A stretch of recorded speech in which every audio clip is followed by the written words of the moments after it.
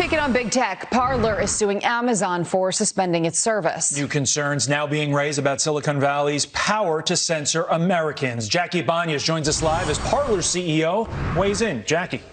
Hey, good morning, Todd and Jillian. Parler CEO John Mates is vowing to take on the tech giants, even as he says he fears for his life this morning.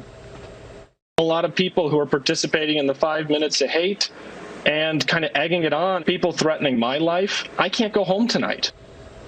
Amazon, Google, and Apple all removed Parler from their app stores Friday due to a, quote, failure to moderate egregious content posted by users.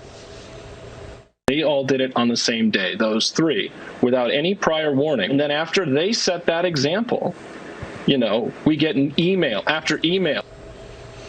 Now the company is filing suit against Amazon Web Services for getting kicked off its cloud servers. The complaint claims Amazon's move was, quote, apparently motivated by political animus and designed to reduce competition in the microblogging services market to the benefit of Twitter. Now, this comes just days after President Trump was banned from Twitter and other social media platforms indefinitely. Tesla CEO Elon Musk tweeting, a lot of people are going to be super unhappy with West Coast high tech as the de facto arbiter of free speech. And German Chancellor Angela Merkel saying, quote, the right to freedom of opinion is of fundamental importance. But that isn't stopping big tech. Overnight, Twitter announced it purged more than 70,000 accounts associated with QAnon content. And Facebook says it will scrub the phrase "stop the steal" from its platform. Even Secretary of State Mike Pompeo facing conflict after reporters at the government-funded international broadcaster Voice of America tried to stop the broadcast of his speech. This kind of censorial instinct is dangerous. It's not who we are as Americans. It's time that we simply put wokeism to sleep. Another alternative social network appears to be growing in the wake of Parler's shutdown, though. The CEO of Gab says his platform has gained 600,000 new users. Jillian, Todd? We were talking about that. I had not heard of Gab until about 24 hours ago, and then boom, there you go. Jackie, thanks. Thanks, Jackie. Two congresswomen tested positive for COVID-19 after taking shelter with other lawmakers during the Capitol Hill riot. Democrats Pramila Jayapal and Bonnie Watson-Coleman are blaming colleagues who weren't wearing masks. Jayapal slamming Republicans, demanding they be fined and removed from the floor, saying in a statement overnight, quote, anyone who refuses to wear a mask should be fully held accountable for endangering our lives because of their selfish idiocy. California's Disneyland Resort will serve as Orange County's first massive COVID-19 vaccination site. Set up at the theme park already underway. You can see it right there. Thousands of people will be able to get vaccinated every day. Californians, though, have to register for their vaccination as walk-ins are not allowed. Disneyland has been closed since March. And Mega Millions in Powerball jackpot soared to a combined $1.1 billion. Hasn't been a winner for either since September. Mega Millions climbing to $615 million with the next drawing tonight, while the Powerball prize topping $550 million. That drawing is on Saturday. You know how I'm an employee here at Fox? Yes. I'm also an employee at home, where my wife is my boss and gives me assignments. My task today, pick up Powerball and Mega Millions tickets. Why don't you pick up one for our team? I get more assignments from work. Here we go. I work for you, everybody. And still ahead, Wall Street pulls back from all-time high.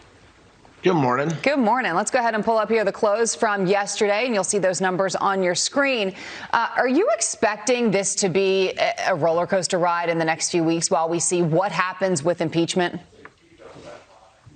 It's a roller coaster ride, but I don't think it's going to be as scary as some that I've been on in my life.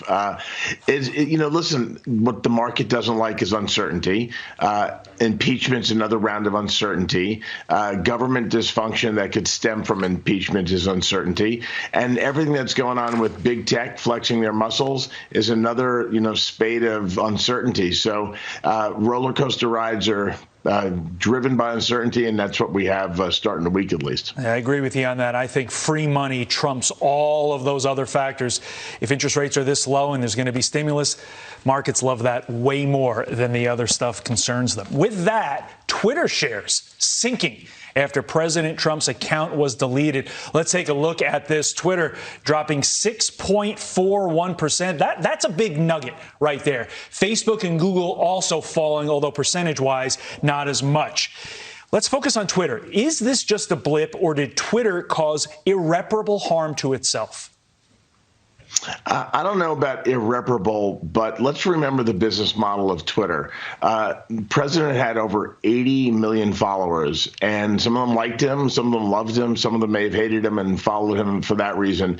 But they're following and they're clicking, and that clicking leads to revenue because that tells Twitter something about those folks, and they can target ads towards them. So when you take away somebody who's got 80 million followers and you take away all those clicks, you hurt the revenue model, and that is exactly why the stock sold off. So how far does big tech take this until they do irreparable damage and irreparable harm, as Todd had mentioned? I think, Jillian, the market certainly sends a signal. You didn't see, a huge sell-off in Apple, Amazon, Google. You did see a much larger sell-off in Twitter. But I think the market's saying, you know what? If you start poking the bear, you could find yourself with regulation. And there's two things that are on the table. One is, are these big companies monopolies?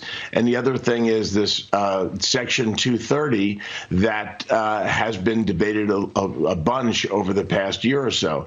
So, those companies, if they start poking the bear, may find themselves, back in the halls of Congress where both sides of the aisle want to ask them tough questions, which could lead to regulations, which the market doesn't like. Yeah, we've been talking about that all morning long. I'm not going to ask you to put your legal hat on if you have a legal hat for Section 230, but I want to get your thought on this. Could shareholders have a claim against Twitter for what I'm going to call willful, harmful business judgment? I think, listen, Todd, I'm not a lawyer. I'm just playing one on TV right now. Sure. But the question is, what damages do they have? Right now, they have some, right? Because the stock market certainly sent a message. The question is, if they do have damages, I think that plaintiffs' counsel somewhere is going to bring the legal action. It's inevitable. So I think it's going to be a wait and see. But the question first is, are there damages? Don't poke the bear, like you said. If you do, bad things flow. Mitch, Rochelle, we appreciate it as always. Thanks, Mitch. Nice to see you both. You too.